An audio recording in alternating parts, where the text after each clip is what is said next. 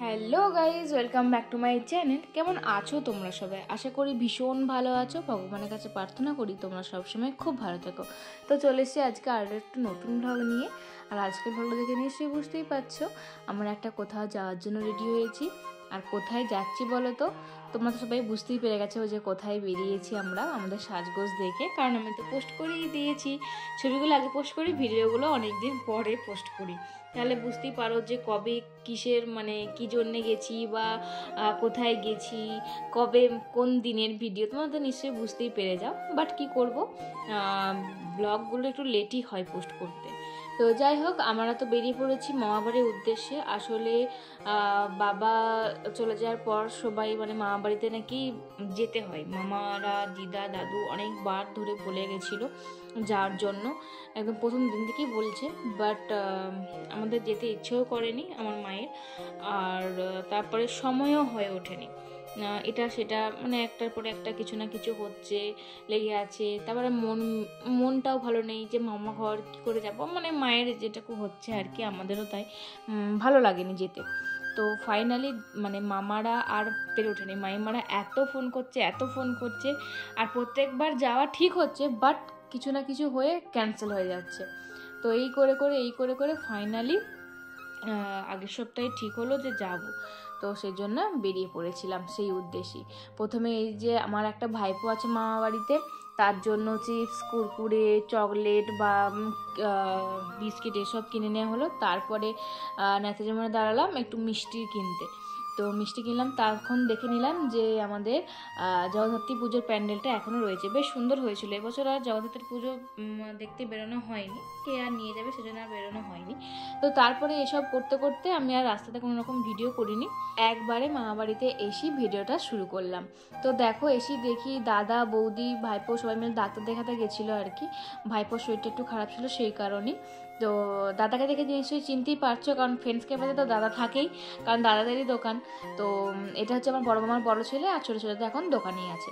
তো এইদিকে সবাই মিলে এবার সব আমাদেরকে এখন আনতে এসেছে, ওয়েলকাম করতে এসেছে আর কি। তো ব্যাগপত্র নিয়ে আরে তো আমরা এবার যাবো। আর বেরিয়েছি তোমার বোধহয় 12:30 করে। আর রাস্তাটা প্রচণ্ড খারাপ, যেটা আসার মুখটাতে ওই মুখর মোড়ে ওই রাস্তাটা ভীষণ খারাপ। ওইটাতে আসতে করতেই আমাদের আধ ঘন্টা কেটে গেল ওখানটাতেই, নাহলে তো তাড়াতাড়ি চলে আসি, কিন্তু রাস্তাটার জন্য আসতে দেরি হয়ে গেল। আর দিদা, দাদু তো কখন থেকে অপেক্ষা করছে যে আমরা কখন যাব। কবেই থেকে ওরা অস্থির করে দিচ্ছিল আয় আয় করে। তো ফাইনালি যে ওদেরকে দেখাতে পেরে মুখগুলো ওদের শান্তি আর কি। কারণ দিদা তো সব সময় কাঁদে মায়ের জন্য, এমনিতেই কাঁদে, তারপর মায়ের জন্য এখন আরও বেশি করে কাঁদে। দাদু তো প্রকাশ করতে পারে না, দাদুরও ভীষণ কষ্ট হয়। বাবা চলে যাওয়াটা কেউ মেনে নিতে পারে না, দাদু দিদাও একদম মেনে নিতে পারেনি, তো ভীষণ পরিমাণে কাঁদে। তো যাই হোক, অনেকদিন থেকে যাবো করা হচ্ছিলো, তো ফাইনালি গেলাম। তাই মাইমা বলছিল এখন আর প্রণাম করতে হবে না, তাড়াতাড়ি চল, কটা বাজছে দেখ, আগে খাওয়া দাওয়াটা, হাত পাটা ধুয়ে খাওয়া দাওয়াটা করে নে। তো সেই কারণে আবার জলদি আমি ড্রেসটা চেঞ্জ করে নিলাম, হাত পা মুখটা ধুয়ে নিলাম অল্প করে। দেন মাইমা বললো যে চলাই খেতে দিয়ে দিচ্ছি। তো এখানে অনেক কিছু রান্না করেছে, ভাজা তো অনেক কিছু ছিল, মনে হচ্ছে ভুলে গেলাম কী ছিল। বেগুন ভাজা, আলু ভাজা, শাক ভাজা, পটল ভাজা ছিল বোধহয়। তারপরে শুধু পোস্ত করেছিল, খেতে ভালোবাসি বলে। তারপরে মাছের ঝাল, ডাল, চাটনি, তারপরে যেটা সব থেকে প্রিয় শাক ঘন্ট, ভীষণ ভালোবাসে সেজন্য করেছিল সব কিছুই। আর কতটা করে দিয়েছে দেখো না, খেতে ভালোবাসি বলে, আর এক গাদা ভাত দিয়েছে। কিন্তু কি বলতো, হয়তো যতই কম খাই না কেন, কোথাও গিয়ে এত ভালো লাগে হাত পাল্টানি ভাত খেতে, দেখবে বেশ খেতে কিন্তু খুব ভালো লাগে। খেতে খেতে গল্প করতে করতে কখন যেন ভাতগুলো ফুরিয়ে যায়। আর যতক্ষণ না খাওয়া শেষ হবে বা খাবো, খেতে বসবো, দিদা দাদু সমানে বসে থাকে, যতক্ষণ না খেয়ে উঠো ততক্ষণ বসে থাকবে। এটাই হচ্ছে দিদা দাদুদের ভালোবাসা। তো তারপরে আমার ভাইও এসেছিলো, কারণ এই যে বললাম না যে এটা নাকি মামাবাড়িতে যে যেতে হয়, খেতে হয় মামাবাড়িতে সবাই মিলে। তো মেয়ে তো ছিল না, তাই বড়দি যেহেতু ছিল সেজন্য বড়দি আমরা সবাই মিলেই গেছিলাম। ভাইও এসেছিলো, তো ভাই খেয়ে দিয়েই একটুখানি বসেই চলে গেল, কারণ ওর টিউশন ছিল বিকালবেলাতে, সেজন্যও চলে গেল। আর এদিকে সানা তো ভীষণ হ্যাপি, ও ভীষণ লাফাচ্ছে, খেলছে। প্রথমটা একটুখানি ওর টাইম লাগে অ্যাডজাস্ট করতে সব জায়গাতেই সবার সাথে। তো তারপরে একটুখানি হয়ে গেলেই ও কিন্তু সবাইকে ভীষণ আপন করে নেয়। তবে যত ভালো বলছি তত দিন দিন বদমাশ হয়ে যাচ্ছে, একটু হিংসুটে টাইপের হয়ে যাচ্ছে। হিংসুটে টাইপ ঠিক বলবো না, কারণ বাচ্চারা এরকমই হয় হয়তো এই বয়সটাতে, যে ও যেটা খেলছে ওটাই নেব, আমারটা পছন্দ না, মানে এরকমটা আর কি, ওকে দেবো না, একে করবো না, ওরকম ব্যাপারটা। তো ভাইকে শাসন করবে, ভাইকে কাউকে নেওয়া চলবে না, কিন্তু ভাইয়ের জিনিস কাউকে মানে ভাইকে কিছু দেবো না, এরকম ব্যাপার। ভাই যেটাই নেবে ওর সেটাই পছন্দ, তো এরকম। তো যাই হোক, এদিকে দেখো আমার মামা বাড়িটাও তারই মধ্যে চটপট করে ঘুরিয়ে দেখিয়ে দিলাম। কত গাছপালা দেখেছো, আর গাছগুলোতে কত সুন্দর সুন্দর ফুলগুলো ফুটে উঠেছে, কি যে ভালো লাগছে। তোমরা অনেকেই বলেছিলে যে ফুল গাছের ফুল গাছগুলোর ওই ফুলের চারাগুলো নিয়ে আসতে, বাট আমরা নিজেরাই আনতে পারিনি, বীজ ছিল না, সেজন্য আনতে পারিনি। নেক্সট টাইম মামিমাদেরকে বলে এসেছি, মামিমা বলেছে ঠিক আছে নিয়ে যাবি।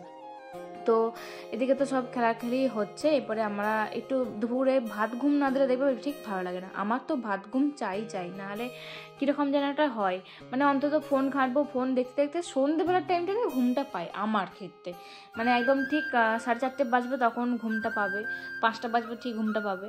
আর উঠতে করতে এখন লেট হয়ে যায়, 6:30 বেজে যায়, ঘুম ভাঙতে চায় না, তবু উঠতে হয় আর কি, কারণ সন্ধ্যে তো এখন 5টাতে 5:30টাতেই সন্ধ্যে হয়ে যাচ্ছে এখন। তা আর শীতটা ভালো করে পড়লে একবার 4:30টাতেই সন্ধ্যে হয়ে যাবে, বিরক্ত যে লাগে কি বলবো। তারপরে এই যে সন্ধ্যে হয়ে যেতেই উঠে পড়েছিলাম। এখন শুধু মামাবাড়ির ব্লগ মানে খাওয়া দাওয়া ঘুম আর চুপচাপ, মানে খেতে বসে চুপচাপ উঠে পড়া, হাত ধুয়ে নেওয়া, ব্যাস, কোনো কাজ নেই, একদম বিন্দাস। এটাই হচ্ছে মামাবাড়ির আসল মজা, মানে কোথাও গেলে এটাই বেশ মজা, কিছু করতে হয় না, কাজ বাজ বাড়িতেও কিছু সেরকম করতে হয় না, তাও ওইখানে তো আবার একদমই করতে হয় না, খেয়ে উঠে পড়ি, হাত ধুয়ে নিই, কোনো বাসন ধুতে হবে না, মুছতে হবে না, মানে বিশাল ব্যাপার একটা। তো যাই হোক, তারপরে তো সন্ধ্যাবেলা একটুখানি খাওয়া দাওয়া করে নিলাম, খাওয়া দাওয়া করে নিয়ে একটু দিদা মামিমার সাথে একটু গল্প করছিলাম। তারপরে এই যে আমার ভাইপো যেখানে পড়াশোনা করে উপরেতে, ও সমানে বলছে পিপি একবার যাবে, কিন্তু আমি যখন পড়াশোনা করবো তুমি কিন্তু একবার যাবে, তারপর কিন্তু আমরা খেলবো একসাথে, ক্যারাম খেলবো, ঠিক আছে, এরকম বলছে। তারপর সানাও গেছিলো, সানারও খুব মজা হচ্ছে, কারণ ওর এত খেলনা পাতি থাকলে তারপরে পড়াশোনা সরঞ্জাম সব কিছু পেয়ে ও ভীষণ খুশি হয়ে গেছে। তারপরে স্লেটটাতে লিখছে, মুছছে, আর স্লেটটি খুব পছন্দ হয়েছে, এরকম স্লেট ওকেও একটা কিনে দিতে হবে, তো ওর ভীষণ ভালো লেগেছে। তো তারপরে আমি তো একটুখানি ঢং করছিলাম বৌদির ঘরটাতে এসে আয়নাটাতে।